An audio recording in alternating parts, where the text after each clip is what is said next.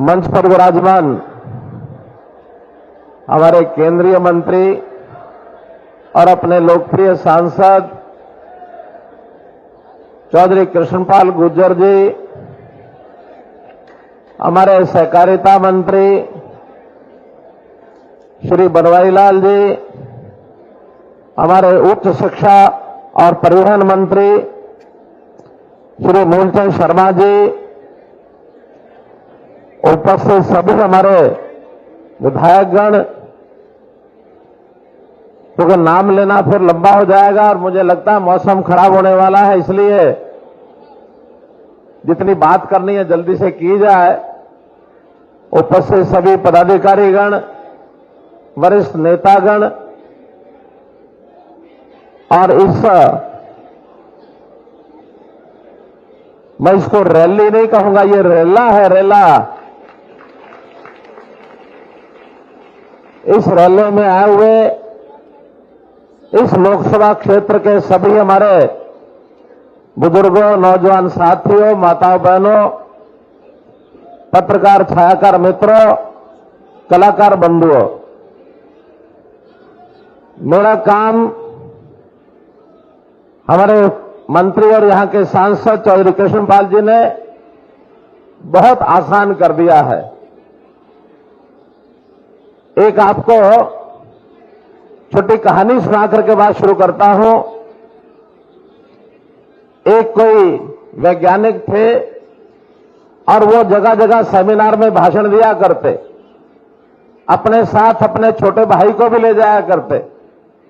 छोटा भाई भी भाषण पूरे सुनता था।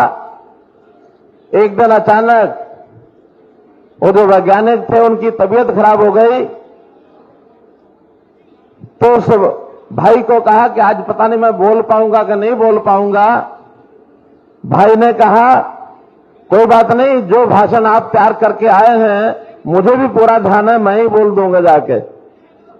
और जब सभा शुरू हुई तो उसको कम लोग जानते होंगे, लेकिन उसके भाई को खड़ा कर दिया, भाई ने सारा भाषण बोल दिया। बाद में जब प्रश्न उत्तर शुरू हुए तो कोई एक टेढ़ा सा प्रश्न कर दिया किसी ने, तो उस भाई ने कहा अरे ये भी कोई प्रश्न है पूछने का, ये प्रश्न तो मेरा भाई जवाब दे देगा। और उसको बुला लिया और जो साइंसदान था उसने उस प्रश्न का उत्तर दे दिया। भाषण भी हो गया, प्रश्न का उत्तर भी हो गया, दोनों का काम चल गया। तो मित्रों, आज मौसम खराब था, मुझे लग रहा था पता नहीं मैं पहुंचूंगा कि नहीं पहुंचूंगा। वो सारा भाषण कृष्णपाल जी ने तैयार कर रखा था, चाहे वो केंद्र सरकार की बातें हैं, चाहे हरियाणा सरकार की बातें हैं, उन्होंने सारी आपको बता दी है। मेरे लिए तो बहुत सरल काम हो गया कि मैं कुछ बातों में आपका निवेदन आपके सामने मैं करूंगा अपना। जैसा कहा है कि ये 9 वर्ष केंद्र सरकार के पूरे होने के बाद देश भर में लोकसभा अनुसार ये बड़े बड़े कार्यक्रम चल रहे हैं। एक साथ 450 जो 442 लोकसभाएं हैं, सभी में कार्यक्रम हो रहे हैं और इसी महीने में हो रहे हैं। आज भी अपने हरियाणा में ऐसे 3 कार्यक्रम एक साथ हो रहे हैं। एक रैली यहां हो रही है, एक रैली गुरुग्राम में हो रही है और एक रैली झज्जर रोहतक की, वो झज्जर में हो रही है। 3 रैलियां एक साथ हो रही हैं और तीनों में मौसम खराब होने के बावजूद बहुत सफलतापूर्वक जो लोग आए हैं, इंद्र देवता ने आज हमारी परीक्षा ली है। इस परीक्षा में हम सब सफल हुए हैं और मैं इंद्र देवता का धन्यवाद करता हूं कि उन्होंने हमारी परीक्षा ली है। समय समय पर परीक्षा होती रहनी चाहिए। परीक्षा में हमारे लोगों की कर्मठता कितनी है ये पता लगता है। याद किया जा रहा है आज का दिन 25 जून। ये 25 जून दिन हमेशा हमेशा आने वाली पीढ़ियां याद रखेंगी। किस रूप में याद रखेंगी कि आज के दिन लोकतंत्र का गला घोटा गया था और कांग्रेस ने सत्ता को बचाने के लिए, उस समय की प्रधानमंत्री श्रीमती इंदिरा गांधी ने अपनी कुर्सी को बचाने के लिए क्या कुछ नहीं कर डाला, कुछ सोच नहीं सकता था। मीडिया के ऊपर प्रतिबंध लगा दिया, संस्थाओं के ऊपर प्रतिबंध लगा दिया, और जो भी थोड़ा भी सरकार के विरुद्ध बोलेगा उसको उठा के जेल में डालेंगे। हमारे बहुत से नेता, बहुत से कार्यकर्ता, उनको यातनाएं सहनी पड़ी, इस प्रकार की यातनाएं कि पकड़ के जेल में डालना तो साधारण बात है, लेकिन वहां पर यातनाएं दी गई। उनके पजामों के अंदर चूहे डाल करके पजामे को पीछे से बंद करके उल्टा लटका दिया गया, गरम तवों को ऊपर लिटाया गया, लोगों की खाने पीने की जो अनाप शनाप चीजें उनको खाना भी ठीक से मिला नहीं, किडनी खराब हो गई। जयप्रकाश नारायण किडनी खराब होने के बाद ही कुछ वर्षों के बाद कल बसे। हमारे अरुण जेटली छात्र नेता थे, छात्रों को भी उसमें बख्शा नहीं गया, छात्र नेताओं को अंदर डाल दिया गया। लोकतंत्र का विरोध करने वाली जितनी भी ये जो मानसिकता थी, उसमें हमारे जो लोकतंत्र को बचाने वाले लोग थे, उनके ऊपर बहुत से जुल्म उठाए गए। आज का वो दिन है और मैं समझता हूं कांग्रेस की मानसिकता इसमें से झलकती है। कांग्रेस सत्ता को प्राप्त करने के लिए, सत्ता को बचाने के लिए किसी भी सीमा तक जा सकती है, लेकिन अगर उनको ध्यान आ जाए कि हम कोई भी प्रपंच रच लें, सत्ता प्राप्त नहीं कर सकते, क्योंकि आज सामने एक पर्वत जैसा, चट्टान जैसा एक व्यक्ति नरेंद्र मोदी खड़ा है। छोटी मोटी बदलियां, छोटे मोटे ये कोई भी व्यवधान, ये उनका रास्ता नहीं रोक पाएंगे, उनको गिरा नहीं पाएंगे।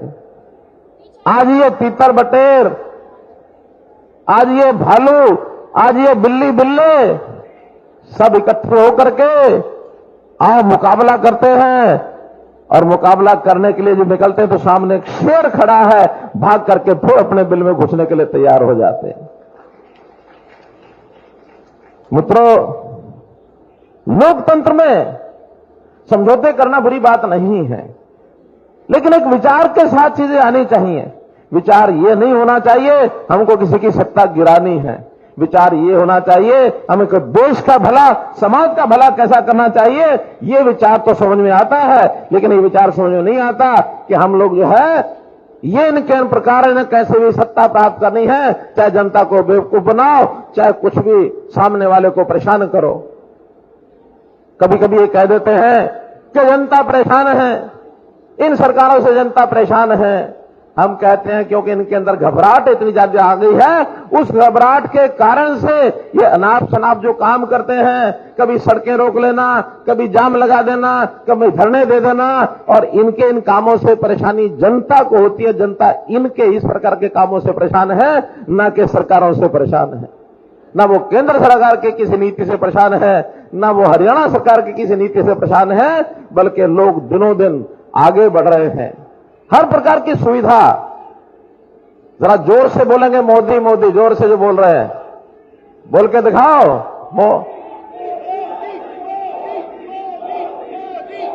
आ जाओ। धन्यवाद धन्यवाद धन्यवाद। तो मित्रों, धन्यवाद। मोदी जी को देश की तीसरी बार सरकार लाने का काम ये हमारा है, और हरियाणा प्रदेश के मुख्यमंत्री होने के नाते ये दायित्व, बस भैया आ गए आप, बहुत अच्छा हो गया, बहुत अच्छा हो गया भाई। आगे आपको बुलाया है, लेकिन शांत रहो, बात सुनो थोड़ा। तो मेरा ये कहना है कि हम लोगों ने, चूंकि हरियाणा के मुख्यमंत्री के नाते से ये मेरा दायित्व है। पीछे अमित शाह जी सिरसा में आए थे, सिरसा की रैली में जैसे यहां भीड़ है, इसी प्रकार की बहुत अच्छी भीड़ थी, और उन्होंने सभा में कहा था, जिम्मे लगाया था हरियाणा की टीम के नाते कि 10 सीटें हरियाणा की लोकसभा की ये हमको कमल के फूल पर जिताकर मोदी जी के झोली में डालनी है। इस काम के लिए एक कमल का फूल हमारे जिम्मे भी है। और मुझे विश्वास है कि जैसे हमारे नरदेव भाई ने गीत बोलते हुए, भजन बोलते हुए कहा था कि 10 लाख वोटों की जीत से और इस सीट को लेकर के हम दिल्ली मोदी जी के झोली में डालेंगे। तो मित्रों, हमने कुछ काम किए हैं, जनता हमको सराहती है इसलिए कि हमने उनकी सुरक्षा का ध्यान किया है, उनकी शिक्षा का ध्यान किया है, उनके स्वास्थ्य का ध्यान किया है और उनके स्वाभिमान का ध्यान किया है। किसी को भी ये नहीं कहा कि तुम अपने मन को महसूस करके काम करो। उनके रोजगार का ध्यान किया है और ये सब चीजें हम सुशासन से लेकर के आए हैं। अच्छा शासन, घर बैठे सेवाओं की सुविधा मिले, उनको योजनाओं की सुविधा मिले, चीजों को ऑनलाइन किया है। हमारे मित्र कांग्रेस के बहुत परेशान हैं, उनको लगता कि सारे काम तो जनता के घर बैठे होने लग गए, अब हमारे साथ कौन आएगा। इस परेशानी में से कभी ना कभी वो नहीं चाहते, ऐसी बात भी बोल जाते हैं। वो कहते हैं हम आएंगे, ये पोर्टल वोटल खत्म कर देंगे, हम आएंगे, ये परिवार पहचान पत्र खत्म कर देंगे, हम आएंगे, प्रॉपर्टी आईडी खत्म कर देंगे, हम आएंगे, मेरी फसल मेरा बोरा खत्म कर देंगे। मैं कहता हूं जितना ये ज्यादा बोलेंगे उतना इसका हमको लाभ होगा। क्यों लाभ होगा? वो इसलिए होगा कि जो चीजें ये बोल रहे हैं इसका जनता को बहुत लाभ मिल रहा है। आज वो समस्या खत्म हो गई कि हर छोटे से काम को लेकर के और व्यक्ति कहीं ना कहीं दफ्तर के चक्कर काटता था, हर काम को लेकर के नेताओं के चक्कर काटता था, हर काम को लेकर के चंडीगढ़ पहुंच जाता था। आज उसका काम घर बैठे होता है। उसको सुविधा घर बैठे काम मिलने में है या चक्कर काटने में है? बताइए, घर बैठे में सुविधा उसको काम हो जाए तो उसको प्रसन्नता होती है कि नहीं होती है? प्रसन्नता होती है कि नहीं होती है? प्रसन्नता होती कि नहीं होती है? होती है। इसलिए वो इनको जवाब देगा। कल ही मेरा एक कार्यक्रम चलता, आजकल शनिवार को शाम को 5 बजे मैं लगभग 10,000 लोगों से मोबाइल पर बात करता हूं और अभी तक 2 लाख से ऊपर लोगों से मैं बात कर चुका हूं। एक पलवल का ही एक व्यक्ति वो मुझे कहने लगा कि मैं अभी तक कांग्रेस का पूर्व सचिव था, रहा होगा कांग्रेस में कोई उसका दायित्व, लेकिन मैं आपकी इस कार्यशैली से इतना प्रसन्न हुआ हूं कि अब मैं कल ही जाकर के दीपक मंगला जी जाके मिलूंगा और मैं आपको सहयोग करूंगा, आपके साथ मिलकर करूंगा। लोग ऑनलाइन हमको समर्थन दे रहे हैं। हम लोग जनता में जाते हैं, अभी जनसंवाद के कार्यक्रम चल रहे हैं, गांव गांव मेरा जाना हो रहा है। हर गांव में जब जाके पूछते हैं आपको क्या काम अच्छा लगा, जितनी योजनाएं हमारी हैं सब एक से एक बढ़िया तारीफ करते हैं। नौकरियां हमने जिस प्रकार से दी हैं, बल्कि मैं शब्द वापस लेता हूं, हमने दी नहीं है। ये कांग्रेस वाले बोलते हैं हमने अपने समय में नौकरियां दी थी।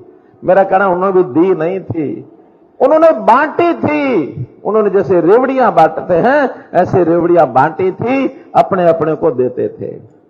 नौकरी हम भी देते नहीं हैं, हमसे तो जिनका अधिकार होता है मेरिट वाले तो वो आकर के ले करके जाते हैं, हमसे वो नौकरियां लेके जाते हैं, ये रेवड़ियां बांटते हैं। तो मित्रों, इन चीजों को आज हरियाणा की जनता समझ चुकी है, देश भर की जनता, कि अब पारदर्शिता कितनी है, अब भ्रष्टाचार के ऊपर कैसे चोट मारी है। जितने भ्रष्ट लोग हैं जो धनबल के आधार के ऊपर सारे देश में अपना इस प्रकार के धंधे चलाते थे, उनको एक एक को पकड़ कर अंदर किया जा रहा है।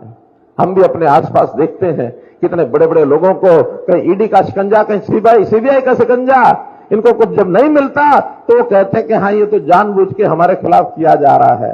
हमारे घर सबूत मिलते हैं, उनकी करोड़ों रुपए की अवैध संपत्ति मिलती है, करोड़ों रुपए के अवैध इस प्रकार के काम मिलते हैं, कई कंपनियां, शेल कंपनियां मिलती हैं कि उसके माध्यम से, धनबल के माध्यम से, और वो लोग अपना प्रभाव जमा कर रखना चाहते हैं। तो बाहुबली हैं, गुंडागर्दी करते हैं, ऐसे गुंडागर्दी करने वालों को भी आज ठिकाने लगाना शुरू किया है। चाहे वो देश भर में कहीं भी हो, हरियाणा में हो, उत्तर प्रदेश में हो, कहीं भी हो, हम इस गुंडागर्दी करने वालों को सामने नहीं आने देंगे। मित्रों, इनकी एक बहुत बड़ी फौज रहती थी कांग्रेस की, जो दलाली के रूप में काम करते थे, जिसको मैं कहता हूं धौल कपड़िए, और धौल कपड़िए उनके सबके कपड़े उतरवा करके हमने खूंटी पटकवा दिए, बैठ जाओ घर, आपको कमीशन की जरूरत नहीं, मिलेगा इन कमीशन, कोई नहीं देगा आपको कमीशन। इसलिए जो दलाल करने वाले, इनको सबको सबक सिखा दिया। और उसी में से एक और नारा लेकर के आ गए कि बेरोजगारी बढ़ गई है। कैसे बढ़ी? कि जिनके दलाल लोग थे जो बेरोजगार हो गए, उनको काम नहीं रहा, वही कान में फूंक मारते आके हम बेरोजगार हो गए, हम बेरोजगार हो गए। भैया वो वाला रोजगार तो मिलेगा नहीं। जो रोजगार आप करते थे वो तो नहीं मिलेगा। हां, अगर ठीक से काम करना हो, मेहनत मजदूरी करनी हो, कहीं कमा के खाना हो, तो हमने सबके लिए रास्ते खोले, सबके लिए रास्ते खोले, गरीबों के लिए सबसे पहले खोले हैं। हमने इस परिवार पहचान पत्र में पहचान की है, स्लैब बनाए हैं कि जिनकी आय 1 लाख रुपया साल से नीचे है, उसको हमने अंत्योदय परिवार कहा है।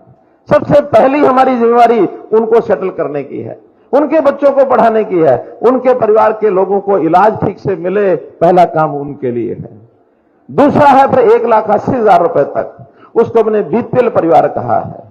बीपीएल परिवार होने तक जो बीपीएल में आ गया ऑटोमेटिकली उसको राशन कार्ड मिलता है, जो बीपीएल में आ गया उसको सबको आयुष्मान का लाभ मिलता है।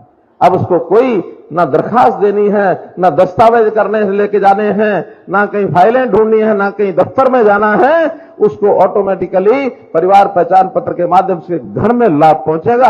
ये व्यवस्था हमने की है। ये बात दूसरी है कि ऐसे बड़े बदलाव के समय कुछ कठिनाइयां आती हैं, क्योंकि ये काम आसान नहीं है। 70 लाख परिवार हैं, 2 करोड़ 80 लाख हमारी आबादी है। एक एक व्यक्ति का हिसाब लगाना, एक एक व्यक्ति के बारे में जानकारी लेना और फिर उस परिवार के बारे में उसकी स्थिति क्या है। आखिर तो हमारे बीच में से ही लोग हैं जो इंफॉर्मेशन हमको ला के देते हैं, गलतियां होती हैं। लेकिन हमने भी तय किया है कि आने वाले 2 महीने में कुछ लोगों को प्रॉपर्टी आईडी ये समस्या थी, इसको हम 2 महीने में पूरा कर देंगे, किसी की प्रॉपर्टी आईडी की समस्या नहीं रहेगी। आने वाले 2 महीने में परिवार पहचान पत्र, इनकम का, राशन कार्ड का, पेंशन का, ऐसा कोई भी विषय होगा उसको समाप्त करने का काम ये हम करेंगे। सीधा मॉनिटरिंग मनोहर लाल ये करेगा, आपको आके बताएगा। आज एक भी व्यक्ति ऐसा परिवार पहचान पत्र की या इसकी आपकी आईडी, प्रॉपर्टी आईडी की कोई कमी रहे, खुले में आके घोषणा करूंगा कि आज जिस कमी हो आ जाओ मेरे पास, मिल के जाओ, मुझे जिसकी कमी रही है। सिर्फ 2 महीने का समय चाहिए। एक बहुत बड़ा अभियान चलाया और देश में कहीं नहीं है, केवल हरियाणा में चलाया और इससे सुविधाएं बहुत हो रही है। अब जो तंग करने वाले थे वो तंग हमको नहीं करेंगे। ये जो भ्रष्टाचार जगह जगह पनपता था उसको नहीं करेंगे। लेकिन 2 महीने जिनकी कोई कमी है उस कमी को ठीक कराने के लिए पैसा कोई ना दे। हम दिन रात लगे हैं, हमारे डिपार्टमेंट लगे, हमने स्पेशल उसमें आदमी लगाए हैं।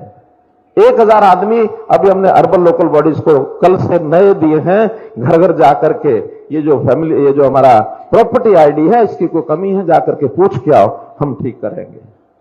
इसलिए मित्रों इन सब्जियों को ठीक कर रहे हैं। और हमने जो कांग्रेस के समय की जितने भी प्रचलित उस समय की गंदगी थी, उस समय के जो समस्याएं अवगुण सब एक एक करके खत्म कर रहे हैं। भय का वातावरण था उस समय, आज भय मुक्त समाज है, किसी को भी डरने की जरूरत नहीं है किसी से भी। नहीं तो जो उनके राज करने के तरीके थे, किसी भी गरीब आदमी को, सामान्य आदमी को कोई भी आकर के धमका देता था और कोई भी कहता था तुझे नहीं बोलना है चुप कर, ऐसा किसी को भय करने की जरूरत नहीं है।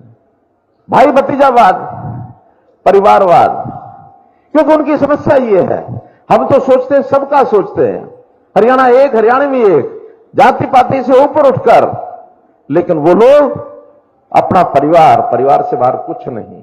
हम परिवार हम भी मानते हैं। मैं कहता हूं हरियाणा के 2 करोड़ 80 लाख ये मेरा परिवार है, ये मेरा परिवार है। हम इस परिवार की चिंता करेंगे ना। अब इस सारे मामले में मोदी जी भी स्पष्ट हैं, इस मामले में योगी जी भी स्पष्ट हैं, और यही हाल मनोहर लाल। कोई चिंता करने की जरूरत है किसी को? कोई चिंता करने की जरूरत नहीं है। और किसी से इनसे घबराने की जरूरत नहीं, किसी नेता को भी घबराने की जरूरत नहीं है। इनके बाद सबकी बारी आने वाली है। नहीं तो कांग्रेस में तो क्या, मेरे बाद मेरा बेटा, बेटे के बाद उसका बेटा, यहां कोई खतरा नहीं है। ठीक है, सीधा सपाट रास्ता है। जो काम करेगा, मेहनत करेगा, चाहे वो बूथ का कार्यकर्ता है, चाहे वो प्रदेश का कार्यकर्ता है, चाहे वो सेंटर का कार्यकर्ता है, सब लोग आगे बढ़ते हैं। इस यहां पर योग्यता का मान सम्मान ये हमेशा होता है। मैं बहुत अधिक बातें करने की बजाय यही कह सकता हूं कि इस फरीदाबाद के एरिया में, पलवल के एरिया में जितना यहां विकास हुआ है, मैं कहता हूं भूतकाल में कभी सोचा भी नहीं होगा। चाहे वो हाईवेज हैं, चाहे वो मेट्रोज है, चाहे वो इंडस्ट्री है, यानी ये फरीदाबाद का इलाका मेरा 1980 से देखना शुरू किया था मैंने। आज 43 और 43 साल हो गए हैं। 43 साल में आज जो दृश्य दिखाई देता है, आज से 20 साल पहले कल्पना भी नहीं कर सकते थे। वो पलवल का इलाका, पलवल के बीचों बीच का फ्लाईओवर, कभी हम सोचते थे ऐसा बनेगा? ये दिल्ली मुंबई का जो मार्ग बन रहा है, एक्सप्रेसवे, इस एक्सप्रेसवे के कारण से कितने ही लोगों ने यहां आकर के जमीनें खरीद ली। आज मुझे बता रहे थे पलवल के अंदर जमीनें 5 गुनी महंगी हो गई हैं। बाहर का इन्वेस्टर खूब आ रहा है। संयोग से गुरुग्राम और हमारा एयरपोर्ट तो साथ था ही, लेकिन इस इलाके को एक अच्छा अवसर ही मिला संयोग से ही कि जेवर एयरपोर्ट नजदीक आने से इसकी और वैल्यू बढ़ गई है। केंद्र की योजनाओं का भी बड़ा लाभ है, हरियाणा की योजनाओं का भी बड़ा लाभ है। विस्तार से हमारे कृष्णपाल जी ने आपको बता दिया है। मैं तो अंत में एक बात मुझे हमारे वो नरदेव भाई के गीत में आई थी। नरदेव कौन है? नरदेव बेनीवाल। नरदेव बेनीवाल जी वो आखिरी लाइन बोली, वो मेरे मन को टच कर गई। मैंने कृष्णपाल जी से पूछा, मैंने कहा बोलो, लगे ठीक है। अब कौन सी आखिरी लाइन थी, कौन सी मैंने इनसे पूछी, कौन सी थी, तो आज उसकी मैं घोषणा करता हूं कि हम बल्लभगढ़ से पलवल की मेट्रो लाइन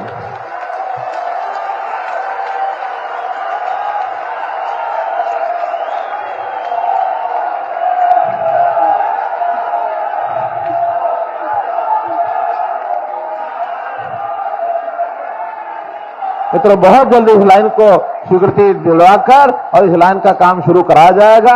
इतनी घोषणा करते हुए आपका बहुत बहुत धन्यवाद, बहुत बहुत आभार। मंच पर विराजमान हमारे केंद्रीय मंत्री और अपने लोकप्रिय सांसद चौधरी कृष्णपाल गुर्जर जी,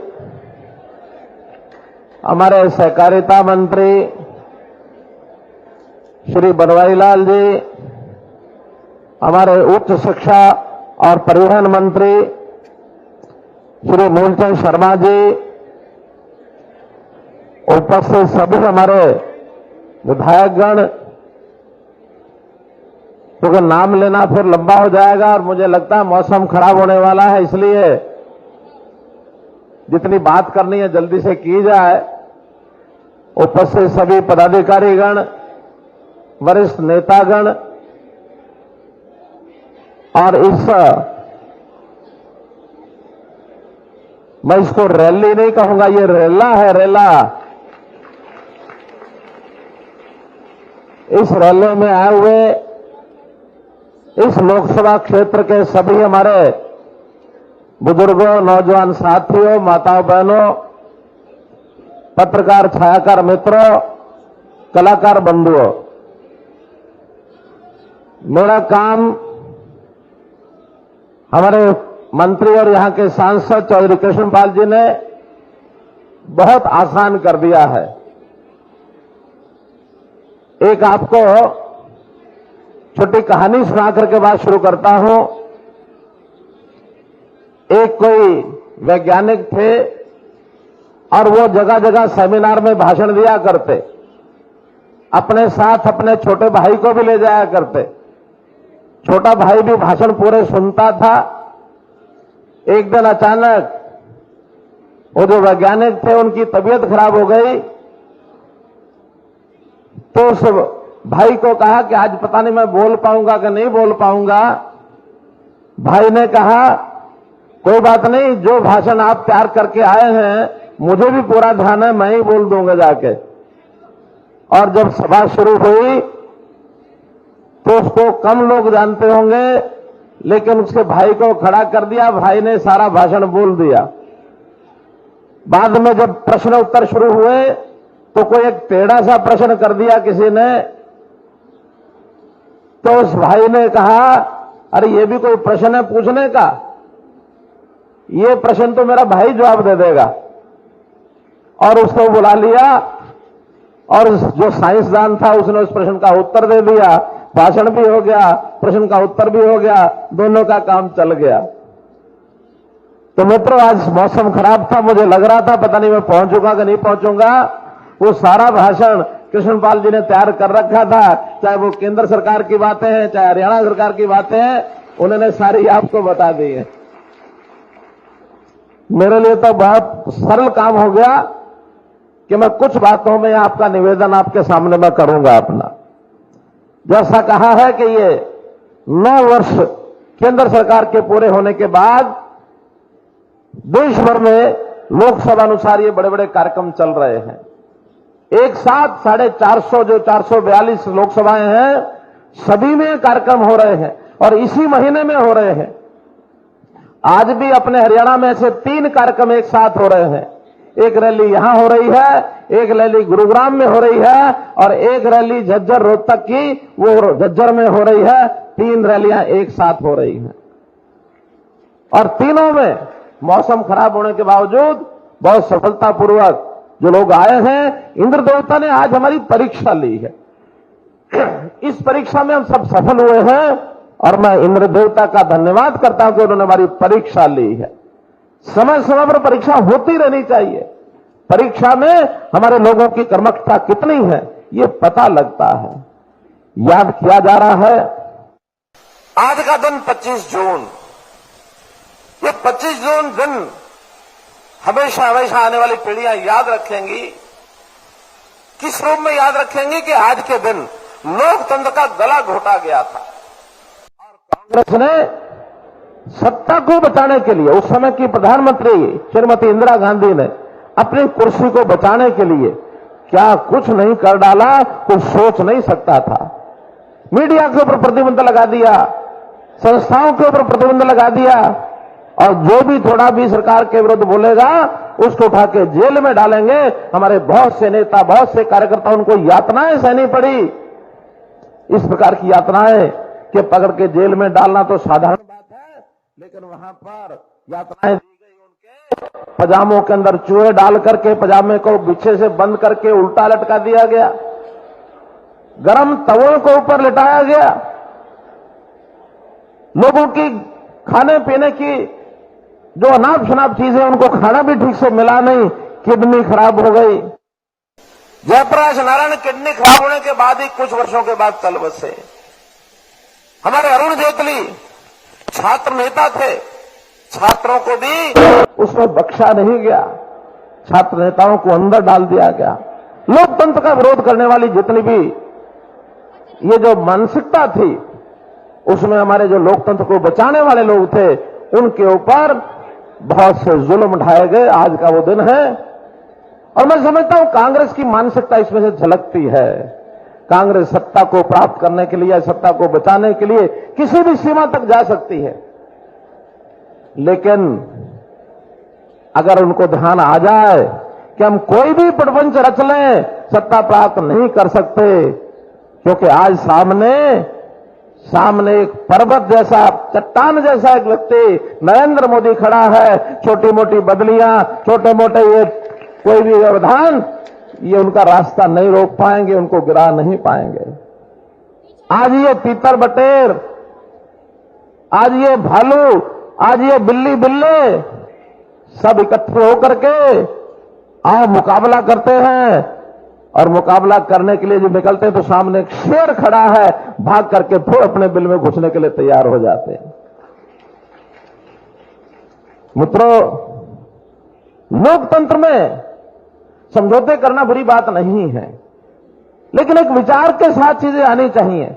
विचार ये नहीं होना चाहिए हमको किसी की सत्ता गिरानी है, विचार ये होना चाहिए हमें देश का भला, समाज का भला कैसा करना चाहिए। ये विचार तो समझ में आता है, लेकिन ये विचार समझ में नहीं आता कि हम लोग जो है ये इनके प्रकार इन्हें कैसे भी सत्ता प्राप्त करनी है, चाहे जनता को बेवकूफ बनाओ, चाहे कुछ भी सामने वाले को परेशान करो। कभी कभी ये कह देते हैं कि जनता परेशान है, इन सरकारों से जनता परेशान है। हम कहते हैं क्योंकि इनके अंदर घबराहट इतनी ज्यादा आ गई है, उस घबराहट के कारण से ये अनाप शनाप जो काम करते हैं, कभी सड़कें रोक लेना, कभी जाम लगा देना, कभी धरने दे देना, और इनके इन कामों से परेशानी जनता को होती है। जनता इनके इस प्रकार के कामों से परेशान है, न कि सरकारों से परेशान है, न वो केंद्र सरकार के किसी नीति से परेशान है, ना वो हरियाणा सरकार की किसी नीति से परेशान है, बल्कि लोग दिनों दिन आगे बढ़ रहे हैं। हर प्रकार की सुविधा, जरा जोर से बोलेंगे मोदी मोदी, जोर से जो बोल रहे हैं बोल के दिखाओ।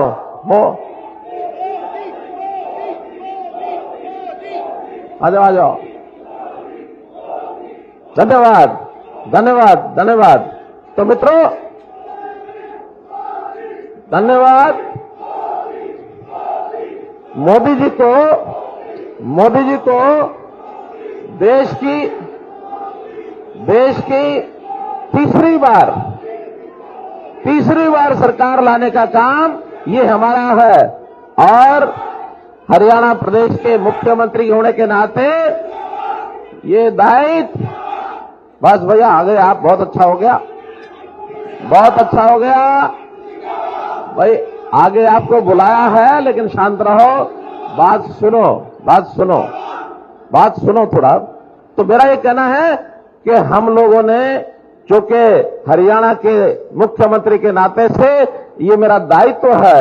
पीछे अमित शाह जी सिरसा में आए थे, सिरसा की रैली में जैसे यहां भीड़ है, इसी प्रकार की बहुत अच्छी भीड़ थी, और उन्होंने सभा में कहा था, जिम्मे लगाया था हरियाणा की टीम के नाते कि 10 सीटें हरियाणा की लोकसभा की ये हमको कमल के फूल पर जिताकर मोदी जी के झोली में डालनी है। इस काम के लिए एक कमल का फूल हमारे जिम्मे भी है। और मुझे विश्वास है कि जैसे हमारे नरदेव भाई ने गीत बोलते हुए, भजन बोलते हुए कहा था कि 10 लाख वोटों की जीत से और इस सीट को लेकर के हम दिल्ली मोदी जी के झोले में डालेंगे।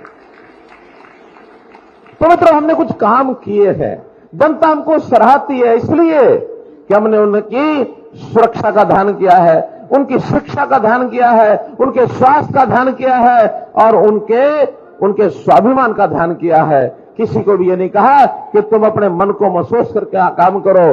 उनके रोजगार का ध्यान किया है, और ये सब चीजें हम सुशासन से लेकर के आए हैं। अच्छा शासन, घर बैठे सेवाओं की सुविधा मिले, उनको योजनाओं की सुविधा मिले, चीजों को ऑनलाइन किया है। हमारे मित्र कांग्रेस के बहुत परेशान हैं, उनको लगता कि सारे काम तो जनता के घर बैठे होने लग गए, अब हमारे साथ कौन आएगा। इस परेशानी में से कभी ना कभी वो नहीं चाहते, ऐसी बात भी बोल जाते हैं। वो कहते हैं हम आएंगे, ये पोर्टल वोटल खत्म कर देंगे, हम आएंगे, ये परिवार पहचान पत्र खत्म कर देंगे, हम आएंगे, प्रॉपर्टी आईडी खत्म कर देंगे, हम आएंगे, मेरी फसल मेरा बोरा खत्म कर देंगे। मैं कहता हूं जितना ये ज्यादा बोलेंगे उतना इसका हमको लाभ होगा। क्यों लाभ होगा? तो इसलिए होगा कि जो चीजें ये बोल रहे हैं इसका जनता को बहुत लाभ मिल रहा है। आज वो समस्या खत्म हो गई कि हर छोटे से काम को लेकर के और व्यक्ति कहीं ना कहीं दफ्तर के चक्कर काटता था, हर काम को लेकर के नेताओं के चक्कर काटता था, हर काम को लेकर के चंडीगढ़ पहुंच जाता था। आज उसका काम घर बैठे होता है। उसको सुविधा घर बैठे काम मिलने में है या चक्कर काटने में है? बताइए, घर बैठे में सुविधा उसको काम हो जाए तो उसको प्रसन्नता होती है कि नहीं होती है? प्रसन्नता होती है कि नहीं होती है? प्रसन्नता होती कि नहीं होती है? होती है। इसलिए वो इनको जवाब देगा। कल ही मेरा एक कार्यक्रम चलता, आजकल शनिवार को शाम को 5 बजे मैं लगभग 10,000 लोगों से मोबाइल पर बात करता हूं, और अभी तक 2 लाख से ऊपर लोगों से मैं बात कर चुका हूं। एक पलवल का ही एक व्यक्ति, वो मुझे कहने लगा कि मैं अभी तक कांग्रेस का पूर्व सचिव था, रहा होगा कांग्रेस में कोई उसका दायित्व, लेकिन मैं आपकी इस कार्यशैली से इतना प्रसन्न हुआ हूं कि अब मैं कल ही जाकर के दीपक मंगला जी जाके मिलूंगा और मैं आपको सहयोग करूंगा, आपके साथ मिलकर करूंगा। लोग ऑनलाइन हमको समर्थन दे रहे हैं। हम लोग जनता में जाते हैं, अभी जनसंवाद के कार्यक्रम चल रहे हैं, गांव गांव मेरा जाना हो रहा है। हर गांव में जब जाके पूछते हैं आपको क्या काम अच्छा लगा, जितनी योजनाएं हमारी हैं सब एक से एक बढ़िया तारीफ करते हैं। नौकरियां हमने जिस प्रकार से दी हैं, बल्कि मैं शब्द वापस लेता हूं, हमने दी नहीं है। ये कांग्रेस वाले बोलते हैं हमने अपने समय में नौकरियां दी थी, मेरा कहना उन्होंने भी दी नहीं थी। उन्होंने बांटी थी। उन्होंने जैसे रेवड़ियां बांटते हैं ऐसे रेवड़ियां बांटी थी, अपने अपने को देते थे। नौकरी हम भी देते नहीं हैं, हमसे तो जिनका अधिकार होता है मेरिट वाले तो आकर के ले करके जाते हैं, हमसे वो नौकरियां लेके जाते हैं, ये रेवड़ियां बांटते हैं। तो मित्रों, इन चीजों को आज हरियाणा की जनता समझ चुकी है, देश भर की जनता, कि अब पारदर्शिता कितनी है, अब भ्रष्टाचार के ऊपर कैसे चोट मारी है। जितने भ्रष्ट लोग हैं जो धनबल के आधार के ऊपर सारे देश में अपना इस प्रकार के धंधे चलाते थे, उनको एक एक को पकड़ कर अंदर किया जा रहा है। हम भी अपने आसपास देखते हैं कितने बड़े बड़े लोगों को, कहीं ईडी का शिकंजा, कहीं सीबीआई का शिकंजा, इनको कुछ जब नहीं मिलता तो वो कहते हैं कि हाँ ये तो जानबूझ के हमारे खिलाफ किया जा रहा है। हमारे घर सबूत मिलते हैं, उनकी करोड़ों रुपए की अवैध संपत्ति मिलती है, करोड़ों रुपए के अवैध इस प्रकार के काम मिलते हैं, कई कंपनियां, शेल कंपनियां मिलती हैं कि उसके माध्यम से, धनबल के माध्यम से, और वो लोग अपना प्रभाव जमा के रखना चाहते हैं। तो बाहुबली है, गुंडागर्दी करते हैं, ऐसे गुंडागर्दी करने वालों को भी आज ठिकाने लगाना शुरू किया है। चाहे वो देश भर में कहीं भी हो, हरियाणा में हो, उत्तर प्रदेश में हो, कहीं भी हो, हम इस गुंडागर्दी करने वालों को सामने नहीं आने देंगे। मित्रों, इनकी एक बहुत बड़ी फौज रहती थी कांग्रेस की, जो दलाली के रूप में काम करते थे, जिसको मैं कहता हूं धौल कपड़िए, और धौल कपड़िए उनके सबके कपड़े उतरवा करके हमने खूंटी पर टंगवा दिए, बैठ जाओ घर, आपको कमीशन की जरूरत नहीं, मिलेगा इन कमीशन, कोई नहीं देगा आपको कमीशन। इसलिए जो दलाल करने वाले, इनको सबको सबक सिखा दिया। और उसी में से एक और नारा लेकर के आ गए कि बेरोजगारी बढ़ गई है। कैसे बढ़ी कि जिनके दलाल लोग थे जो बेरोजगार हो गए, उनको काम नहीं रहा, वही कान में फूंक मारते आके हम बेरोजगार हो गए, हम बेरोजगार हो गए। भैया वो वाला रोजगार तो मिलेगा नहीं, जो रोजगार आप करते थे वो तो नहीं मिलेगा। हाँ, अगर ठीक से काम करना हो, मेहनत मजदूरी करनी हो, कहीं कमा के खाना हो, तो हमने सबके लिए रास्ते खोले, सबके लिए रास्ते खोले, गरीबों के लिए सबसे पहले खोले हैं। हमने इस परिवार पहचान पत्र में पहचान की है, स्लैब बनाए हैं कि जिनकी आय 1 लाख रुपया साल से नीचे है, उसको हमने अंत्योदय परिवार कहा है।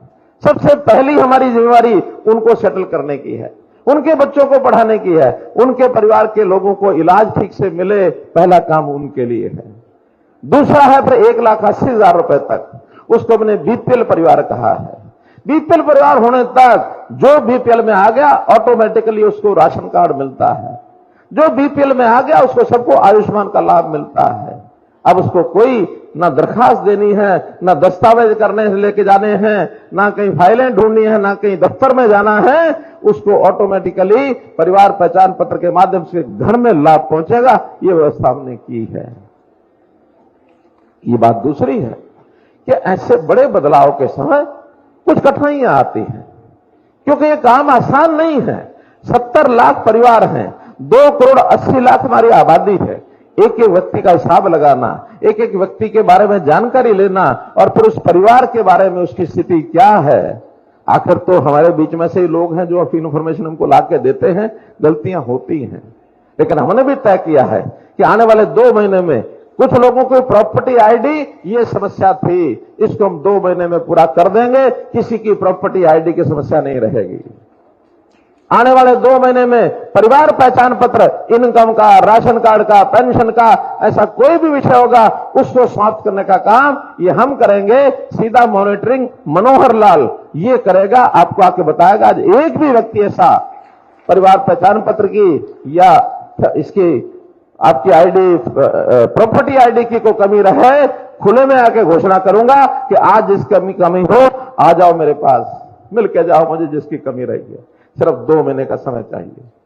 एक बहुत बड़ा अभियान चलाया और देश में कहीं नहीं है, केवल हरियाणा में चलाया, और इसकी सुविधाएं बहुत हो रही है। अब जो तंग करने वाले थे वो तंग हमको नहीं करेंगे। ये जो भ्रष्टाचार जगह जगह पनपता था उसको नहीं करेंगे। लेकिन 2 महीने जिनकी कोई कमी है, उस कमी को ठीक कराने के लिए पैसा कोई ना दे। हम दिन रात लगे हैं, हमारे डिपार्टमेंट लगे, हमने स्पेशल उसमें आदमी लगाए हैं।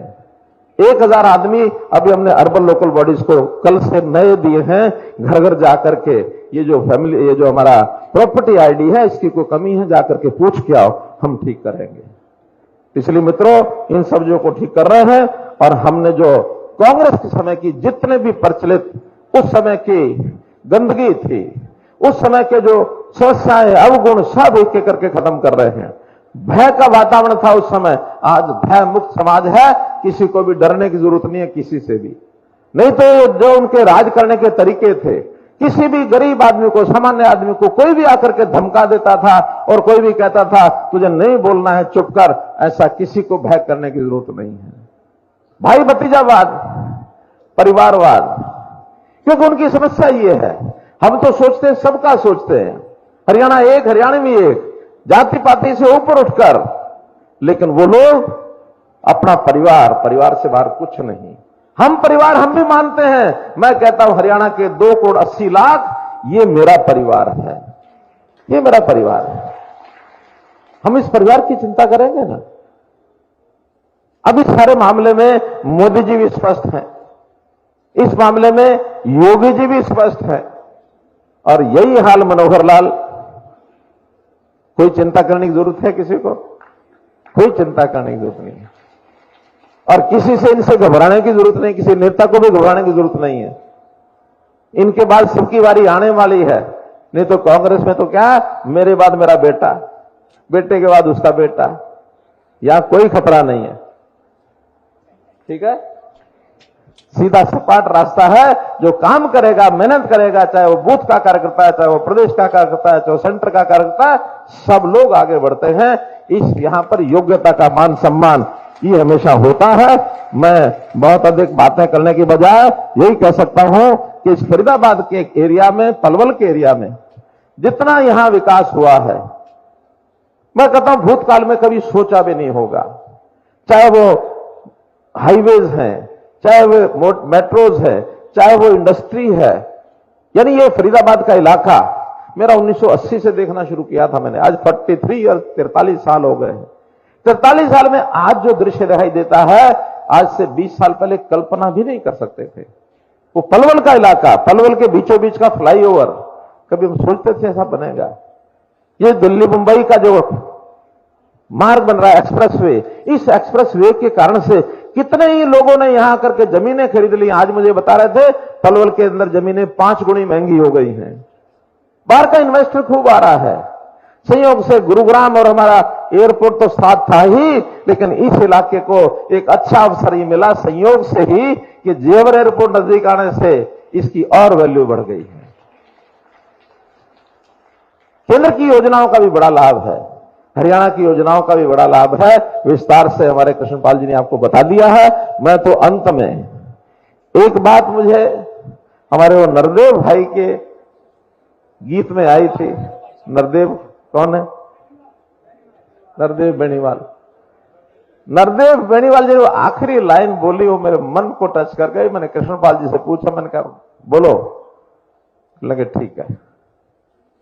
अब कौन सी आखिरी लाइन थी, कौन सी मैंने इनसे पूछी, कौन सी ठीक, तो आज उसकी मैं घोषणा करता हूं कि हम बल्लभगढ़ से पलवल की मेट्रो लाइन